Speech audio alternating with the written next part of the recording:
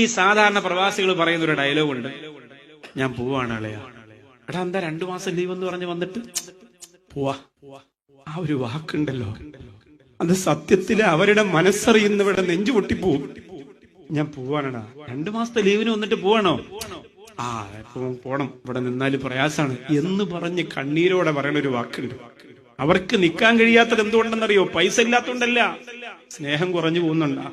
വരുന്ന പവറിലുള്ള സ്നേഹമല്ല, അവരോട് എപ്പോഴും നിങ്ങൾക്ക് സ്നേഹം ഉണ്ടാവണം. അവര് പാവങ്ങളാണ്, അവർക്ക് ആരുമില്ലാത്തവരാണ്. അവര് ഗൾഫിലെ ഒരു റൂമിനകത്ത് എല്ലാ രാജ്യത്തിലും എല്ലാ ഭാഷയിലും ഉള്ളവരെ ഒരു ഉമ്മ പ്രസവിച്ച മക്കളെ പോലെ സ്നേഹിച്ച് ഉണ്ടുറങ്ങിയവരാണ്. അവർക്ക് സ്നേഹത്തിന് ആർത്തി ഉണ്ടാവും. അതുകൊണ്ട് നിങ്ങളത് കൊടുക്കണം. ഭാര്യയോട് പ്രത്യേകിച്ച് പറയുന്നു, ഉമ്മയോടും മക്കളോടും പറയുന്നു, അവരെ നിങ്ങൾ പണവും മണവും കുറയുമ്പോ അകറ്റി നിർത്തരുത്. അത് നിങ്ങൾക്ക് തീരാ ദുഃഖത്തിന് കാരണമാകും. എത്ര പേരാണ് അവിടെ നിന്ന് നെഞ്ചുപൊട്ടി അറ്റാക്ക് വന്ന് മരിച്ച് എയർപോർട്ടിൽ പോയി നമ്മൾ വാങ്ങുന്നില്ലേ മയ്യത്ത്?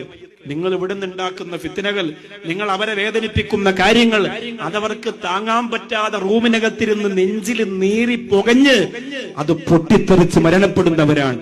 അള്ളാഹു കാത്ത്